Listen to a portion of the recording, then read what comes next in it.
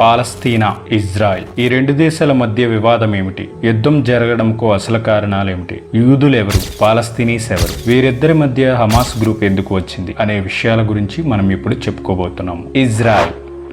Israel గురించి తెలుసుకోవాలంటే సుమారుగా క్రీస్తు పూర్వం 3000 నుంచి 4000 సంవత్సరాలు వెనక్కి వెళ్ళినట్లయితే ఇప్పుడున్న ఇజ్రాయెల్ ప్రాంతమును కెనాన్ అని పిలిచేవారు. ఈ ప్రాంతంలో అబ్రహం అనే వ్యక్తి ప్రజలతో నన్ను దేవుడు పంపాడని, నేను దేవుడు దూతనని చెప్పి కెనాన్ ప్రాంత ప్రజలకు నాయకుడిగా ఉండేవాడు. కెనాన్ ప్రాంతంలో మత ప్రచారంలో చేస్తూ నాయకుడిగా అబ్రహం చలామణి అయ్యేవాడు. ఈ కెనాన్ ప్రాంతంలో జీవించే ప్రజలను జూయిస్ లేదా యూదులు అంటారు. ఈ జూయిస్ ప్రజలు నమ్మే మతం జుడాయిజం. ఈ జూయిస్ ప్రజలకు నాయకుడు అబ్రహం ఉండేవాడు. ఈ అబ్రహం తర్వాత ఈ ప్రాంతంను హైజాక్ తర్వాత జకాబు పరిపాలించేవారు. జకాబు పరిపాలించే సమయంలో ప్రజల్లోంచి ఒక వ్యక్తి బయటకు వచ్చి జకాబును ఎదిరిస్తాడు. ఈ ఎదిరించిన వ్యక్తిని జకాబ్ ఏమీ అనకుండా తన మత నిబంధనల ప్రకారం ఆ వ్యక్తితో నడుచుకుంటాడు. ఆ ఎదిరించిన వ్యక్తి జకాబుతో ఇలా అంటాడు: మిమ్మలను పరీక్ష పెట్టడంకు నన్ను దేవుడు పంపాడు. మీరు నాయకుడిగా మంచి పరిపాలన అందిస్తున్నారు అని చెప్పి ఇప్పటి నుంచి మీ పేరు జకాబ్ కాదు, మీ పేరు ఇజ్రాయెల్ అని పెట్టడం జరిగింది.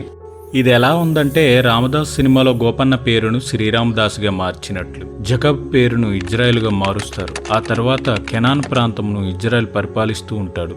ఇజ్రాయెల్కు 12 మంది కొడుకులు. ఈ 12 మంది కొడుకుల్లో చిన్న కొడుకు అంటే ఇజ్రాయెల్కు ఇష్టం. ఇజ్రాయెల్ కొడుకులకు అసూయ ఏర్పడుతుంది.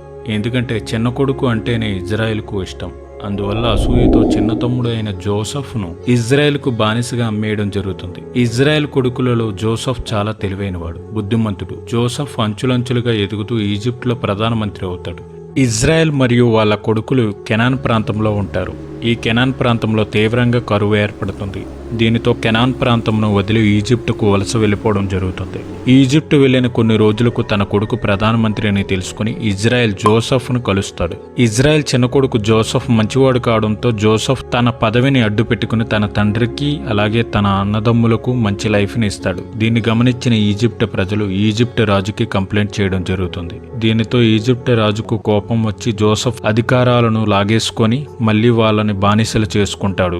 ఇలా 700 సంవత్సరాలు గడిచిన తర్వాత ఇజ్రాయెల్ వంశంలో మోజెస్ అనే వ్యక్తి జన్మిస్తాడు. ఈయనకు తిరిగి తన సొంత ప్రాంతమైన కెనాన్ ప్రాంతంకు వెళ్ళిపోదామని వాళ్ళ వంశం వారిని తీసుకుని తిరిగి ప్రయాణం చేస్తాడు. కెనాన్ ప్రాంతంను చేరుకున్న ఇజ్రాయెల్ వంశానికి అంటే మోజెస్కు ఒక షాకింగ్ న్యూస్ తెలుస్తుంది. అదేమిటంటే ఆ ప్రాంతమును అప్పటికే పాలస్తీనీస్ అనే తెగవారు ఆక్రమించుకుంటారు. ఈ పాలస్తీనీస్ అరబ్ ప్రాంతాల నుంచి వచ్చిన అరబ్స్. పాలస్తీనీస్ కు మరియు యూదులకు మధ్య యుద్ధం జరుగుతుంది. ఈ యుద్ధంలో యూదులు గెలవడంతో మళ్లీ ఇజ్రాయెల్ వంశంకు చెందిన వ్యక్తులు పరిపాలన కొనసాగిస్తారు. ఇజ్రాయెల్కు 12 మంది కొడుకులని చెప్పానుగా. ఈ 12 మంది కొడుకుల తరాలు గడిచిన కొద్దీ 12 వంశాలుగా ఏర్పడతారు. ఈ 12 మంది వంశాలకు సంబంధించిన వ్యక్తులు కెనాన్ ప్రాంతం అంతటినీ ఆక్రమించుకుంటారు. ఈ 12 మంది వంశాలకు సంబంధించిన వ్యక్తులు ఈ ప్రాంతాలను పరిపాలించడం కోసం ఉమ్మడిగా ఒక రాజును ఎంచుకుంటారు. ఆ ఉమ్మడి రాజు పేరే సోల్ కొంతకాలం పరిపాలించిన తర్వాత ఈ ప్రాంతంకు రాజుగా డేవిడ్ వస్తాడు. డేవిడ్ తర్వాత సోలమాన్ వస్తాడు. ఈ సోలమాన్ యూదులందరి కోసం సోలమాన్ దేవాలయమును కట్టిస్తాడు. ఇలా కొన్ని సంవత్సరాలు గడిచిన తర్వాత సోలమాన్ మరణిస్తాడు. సోలమాన్ మరణించిన తర్వాత ఈ రాజ్యం 2 భాగాలుగా విడిపోతుంది. అది ఎలా అంటే 12 మంది వంశాలకు సంబంధించిన వారు పంచుకుంటారు. దీనిలో 10 మంది ఒక గ్రూపుగాను, ఇద్దరు రెండవ గ్రూపుగాను ఏర్పడతారు. మొదటి 10 మంది నార్త్ భాగంను ఎంచుకుంటారు. తరువాత ఇద్దరు సౌత్ భాగాన్ని ఎంచుకుంటారు. ఈ నార్త్ భాగంకు కింగ్డమ్ ఆఫ్ ఇజ్రాయెల్ అని పేరు పెడతారు. మిగతా ఇద్దరు సౌత్ భాగంకు కింగ్డమ్ ఆఫ్ జూడా అని పేరు పెట్టడం జరుగుతుంది. ఇలా కొంతకాలం పరిపాలించిన తర్వాత అసేరియన్స్ నార్త్ పార్ట్ను అంతా ఆక్రమించుకుంటుంది. ఈ అసేరియన్స్ తర్వాత సౌత్ పార్ట్ను ఆక్రమించే సమయంలో ఈ సౌత్ ప్రాంత ప్రజలు యుద్ధం చేయకుండా లొంగిపోతారు. అసేరియన్స్ ను బాబిలోనియన్స్ ఆక్రమించుకుంటారు. ఈ బాబిలోనియన్స్ సమయంలో యూదుల దేవాలయమైన సోలమాన్ దేవాలయమును నాశనం చేయడం జరుగుతుంది. యూదులను దారుణంగా హింసించడంతో ప్రపంచ నలుమూలలకు యూదులు పారిపోవడం జరుగుతుంది. ఇలా కొన్ని సంవత్సరాల తర్వాత బాబిలోనియన్స్ పర్షియన్స్ చేతిలో ఓడిపోవడం జరుగుతుంది. పర్షియన్స్ రాజు అయిన సైరస్ యూదులను బాగా చూసుకుంటాడు. యూదుల దేవాలయమైన సోలమాన్ దేవాలయంను మళ్లీ కట్టిస్తాడు. ఇలా పర్షియన్స్ పరిపాలిస్తున్న సమయంలో పర్షియన్స్ పై అలెగ్జాండర్ దండయాత్ర చేసి ఓడిస్తాడు. అలెగ్జాండర్ చిన్న వయసులోనే చనిపోవడం కారణంగా అలెగ్జాండర్ ఆక్రమించిన ప్రాంతాలన్నిటినీ అలెగ్జాండర్ మంత్రులు రాజ్యాలుగా విడగొట్టి పరిపాలించడం మొదలుపెట్టడం జరుగుతుంది. దీనిలో భాగంగా ఇప్పుడు ఇజ్రాయెల్ అప్పటి కెనాన్ ప్రాంతం సెలుసైడ్ చేతులకు వస్తుంది. ఈయన యూదులను దారుణంగా పరిపాలిస్తాడు. ఈ సెలుసైడ్ మీద యూదులు తిరుగుబాటు చేసి కెనాన్ ప్రాంతంను సొంతం చేసుకుంటారు. ఆ తరువాత ఈ ప్రాంతమును రోమన్స్ ఆక్రమించుకుంటారు. రోమన్స్ ఈ కెనాన్ ప్రాంతంలో గవర్నర్స్ ను నియమిస్తారు. అందులో భాగంగానే కెనాన్ ప్రాంతంకు కూడా ఒక గవర్నర్ ను నియమిస్తారు. ఈయన ఒక యూదుడు. ఈయన పేరు హెరోల్డ్. అందువల్ల యూదులకు సపోర్ట్ చేస్తాడు. ఇదే సమయంలో బెతలహాం అనే ప్రాంతంలో యేసుక్రీస్తు పుట్టడం జరుగుతుంది. ఈయన నేను దేవుడు దూతనని, మీ రోమన్ చక్రవర్తి కంటే గొప్పవాడినని చెప్పడంతో ఆ సమయంలో పరిపాలనలో ఉన్న రోమన్ గవర్నర్ అయిన హెరోల్డ్ ఒక యూదుడు కావడంతో సిలువ వేసి చంపేయడం జరుగుతుంది. దీనితో యూదులకు మరియు క్రిస్టియన్స్ కు మధ్య శత్రుత్వం ఏర్పడుతుంది. క్రిస్టియన్స్ మతం వారికి పవిత్రమైన ప్రదేశం జెరూసలేం. అదేవిధంగా యూదుల దేవాలయం కూడా జెరూసలేంలో ఉండడం కారణంగా యూదులకు కూడా అదే పవిత్రమైన ప్రదేశం. ఆ తర్వాత కెనాన్ ప్రాంతంలో చాలా గొడవలు, అల్లర్లు జరిగాయి. దీనితో రోమన్స్ పాలస్తీనీస్ ప్రజలు ఉన్న ప్రాంతాలను పాలస్తీనాగా, కెనాన్లో మిగిలిన ప్రాంతాలను యూదులకు ఇచ్చారు. ఇదే సమయంలో మక్కా ప్రాంతంలో ఇస్లాం మతం పుట్టింది. ఆ తర్వాత ఇస్లాం మతం అరబ్ ప్రాంతాలన్నిటినీ విస్తరించాయి. ఇస్లాం మతంను యూదులు కెనాన్ ప్రాంతంకు ఆహ్వానించారు. కెనాన్ ప్రాంతంలో ఉన్న ఇస్లాం మతం తీసుకున్న వారంతా జెరూసలేంలో ఒక మసీదును కట్టడం జరిగింది. దీని పేరే డూమ్ ఆఫ్ రాక్. దీనితో జెరూసలేంలో 3 మతాలు వచ్చాయి: ఇస్లాం, క్రిస్టియన్స్, జుడాయిజం. ఈ 3 మతాల మధ్య ప్రాంతాల కోసం, వర్గాల కోసం, మతాల కోసం గొడవలు జరిగాయి. ఇలా నిత్యం గొడవలు జరగడంతో కెనాన్ ప్రాంతంలో ప్రజలు అంటే యూదులు పాలస్తీనాకు వలసలు వెళ్లిపోవడం జరిగింది. పాలస్తీనాను 1516లో ఒట్టోమన్ ఎంపైర్ ఆక్రమించింది. పాలస్తీనాలో ప్రజలు చాలా సంతోషంగా జీవించేవారు. దీనితో పాలస్తీనాకు వలసలు ఎక్కువగా జరిగాయి. మొదటి ప్రపంచ యుద్ధ సమయంలో 1914, 1918 సంవత్సరంలో ఒట్టోమన్ సామ్రాజ్యంలో ముస్లిమ్స్ ఉండేవారు. ఒట్టోమన్ సామ్రాజ్యంలో ఈజిప్ట్, టర్కీ, గ్రీస్, బల్గేరియా ఇలా చాలా ప్రాంతాలు ఈ సామ్రాజ్యంలో భాగాలుగా ఉండేవి. ఒట్టోమన్ సామ్రాజ్యంలో భాగంగా ఉన్న అరబ్ ప్రాంతాలకు సపరేట్ దేశం కావాలని అరబ్స్ తిరుగుబాటు చేయడం జరిగింది. ఇదే అదునని భావించి బ్రిటన్ వెళ్లి అరబ్ కంట్రీస్ తో ఒప్పందం కుదుర్చుకుంది. అదేమిటంటే, మొదటి ప్రపంచ యుద్ధంలో మాకు సహాయం అందిస్తే మీకు మీ ప్రాంతాలను ఇస్తామని. ఈ ఒప్పందం పేరు మెక్మోహన్ కరెస్పాండెన్స్. బ్రిటన్ ఒకరినే నమ్మకుండా యూదులతో కూడా ఒప్పందం కుదుర్చుకుంది. ఏమని అంటే, యూదులకు పాలస్తీనా నుంచి సపరేట్గా దేశం ఇస్తామని. ఈ ఒప్పందం పేరు బల్ఫోర్ డిక్లరేషన్. నిజంకు వాళ్ళకు తెలియంది ఏంటంటే, బ్రిటన్ గాని ఫ్రాన్స్ గాని గెలిస్తే ఈ 2 ఒట్టోమన్ సామ్రాజ్యాలను పంచుకుందాం అనుకుంటాయి. ఇలా పంచుకోవడానికి ఒక అగ్రిమెంట్ ను కూడా తయారు చేసుకుంటాయి. వీళ్ళిద్దరి మధ్య జరిగిన ఆ ఒప్పందం పేరు సైక్స్ పికాట్. చివరికి పాలస్తీనా ప్రాంతం అంతా బ్రిటిష్ పరిపాలనలోకి వచ్చింది. ఈ మ్యాప్ను చూసారా? ఇది 1917 బ్రిటిష్ ఆధీనంలోకి వచ్చిన తర్వాత పాలస్తీనా ప్రాంతం ఇది. ఇందులో యూదులు చాలా తక్కువగా ఉన్నారు. ఇలా తిరుగుబాట్లు ఎక్కువ జరగడంతో పాలస్తీనాను బ్రిటిష్ వారి నుంచి స్వతంత్రం కావాలని తిరుగుబాటు చేయడం మొదలుపెట్టింది. చివరికి 1948లో బ్రిటిషర్స్ పాలస్తీనాను వదిలి వెళ్లిపోతూ పాకిస్తాన్ను మరియు భారత్కు లింక్ పెట్టిపోయినట్లుగానే పాలస్తీనా నుంచి యూదులను సపరేట్ చేసి ఒక దేశంగా ప్రకటించారు.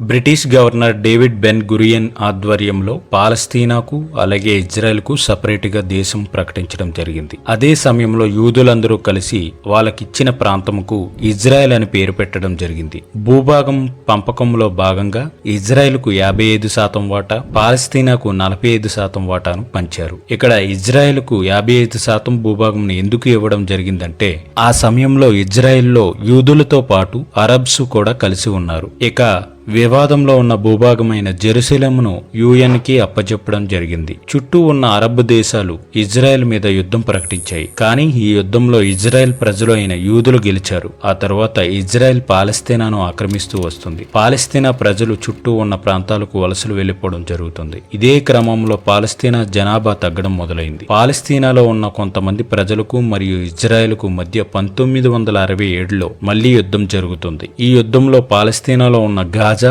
వెస్ట్ బ్యాంక్ తో పాటు ఈజిప్ట్లోని పెనిసులా భూభాగంను ఆక్రమించింది ఇజ్రాయెల్. ఈ భూభాగాలన్నీ ఇజ్రాయెల్ ఆధీనంలో ఉండడం కారణంగా ఇజ్రాయెల్ ప్రజలు గాజా స్ట్రిప్, వెస్ట్ బ్యాంక్ కు వలసలు వెళ్లి జీవించడం మొదలుపెట్టారు. చివరికి 1993లో పాలస్తీనాకు మరియు ఇజ్రాయెల్ కు మధ్య ఓస్లో అకార్డ్స్ ఒప్పందం జరిగింది. ఈ ఒప్పందం ప్రకారం ఇజ్రాయెల్ పాలస్తీనా భూభాగాలను ఇచ్చేసింది. 1994లో పాలస్తీనా ప్రభుత్వం ఏర్పడింది. పాలస్తీనా ప్రభుత్వం ఏర్పడినప్పటికీ పాలస్తీనాలో గాజా స్ట్రిప్, వెస్ట్ బ్యాంక్ మాత్రమే ఉన్నాయి. ఓస్లో అకార్డ్స్ ఒప్పందం ప్రకారం పాలస్తీనా భూభాగంలో ఉన్న ఇజ్రాయెల్ ప్రజలను మరియు ఆ ప్రదేశమును ఇజ్రాయెల్ పరిపాలిస్తుంది. పాలస్తీనా ప్రజలు ఉన్న భూభాగాలు పాలస్తీనా ఆధీనంలోను, ఇజ్రాయెల్ మరియు పాలస్తీనా మిక్స్డ్ ప్రజలు ఉన్న భూభాగంను రెండు దేశాల ఆధీనంలో ఉండడమే ఈ ఒప్పందం. కొంతమంది ఇజ్రాయెల్ ప్రజలకు నచ్చకపోవడంతో ఇజ్రాయెల్ పిఎంను కాల్చి చంపడం జరిగింది. అలాగే ఇజ్రాయెల్ కండిషన్స్ నచ్చని కొంతమంది పాలస్తీనీస్ హమాస్ గ్రూపుగా ఏర్పడడం జరిగింది. ఈ హమాస్ గ్రూపు సభ్యుల యొక్క లక్ష్యం ఒకటే, ఇజ్రాయెల్ను పూర్తిగా ఆక్రమించడం. ఇలా ఈ రెండు దేశాల మధ్య యుద్ధాలు జరుగుతున్న సమయంలో 2006లో పాలస్తీనాలో ఎలక్షన్స్ మొదలయ్యాయి. ఈ ఎలక్షన్స్ లో హమాస్ గ్రూప్ సభ్యుడు ఎన్నికయ్యాడు. ఈయన ఎన్నికవడంతో పాలస్తీనా రెండు భాగాలుగా విడిపోయింది. ఒకటి గాజా స్ట్రిప్, రెండు వెస్ట్ బ్యాంక్. ఈ గాజా స్ట్రిప్ అంతా హమాస్ గ్రూప్ పరిపాలిస్తుంటే వెస్ట్ బ్యాంక్ అంతా పాలస్తీనా గవర్నమెంట్ పరిపాలిస్తుంది. ఇజ్రాయెల్ మరియు పాలస్తీనాల మధ్య కొన్ని వందల సంవత్సరాలుగా ప్రాంతాలపై ఆధిపత్యం కోసం యుద్ధాలు జరుగుతున్నాయి. ఇలా కొన్ని సంవత్సరాలు గడిచిన తర్వాత అక్టోబర్ 7, 2023న ఇజ్రాయెల్ మీద హమాస్ గ్రూప్ దాడులు జరిపింది. ఈ సంఘటనలో 1200 మందికి పైగా మరణించారు. 250 మందిని ఇజ్రాయెల్ ప్రజలను బందీలుగా తీసుకుపోవడం జరిగింది. 5431 మందిని పైగా గాయాలు తగలడం జరిగింది. ఇది ఇజ్రాయెల్ ప్రభుత్వంకు ఒక బ్లాక్ డేగా మిగిలిపోయింది. దీనికి ప్రతీకారం ఎలాగైనా తీర్చుకోవాలని భావించిన ఇజ్రాయెల్ హమాస్ గ్రూపును మట్టుపెట్టడమే ప్రధాన లక్ష్యంగా పెట్టుకుంది. ఇజ్రాయెల్ హమాజ్ పై దాడులు చేస్తుంది. హమాజ్ గ్రూప్ సభ్యులు ఎక్కడుంటారు? గాజా స్ట్రిప్ లో కదా. ఇక్కడ ఇజ్రాయెల్ ఏం చెప్తుందంటే ఈజిప్ట్ సహాయంతో హమాజ్ గ్రూప్ సభ్యులు అండర్ గ్రౌండ్ టనల్ ను నిర్మించుకున్నారని, ఇజ్రాయెల్ మీద దాడి చేసి వెళ్లి దాక్కోవడం చేస్తున్నారు. ఇప్పుడు ఇజ్రాయెల్ డైరెక్ట్ గా టనల్స్ మీద దాడి చేయొచ్చుగా అంటారా? ఇక్కడే ఒక మెలకు ఉంది.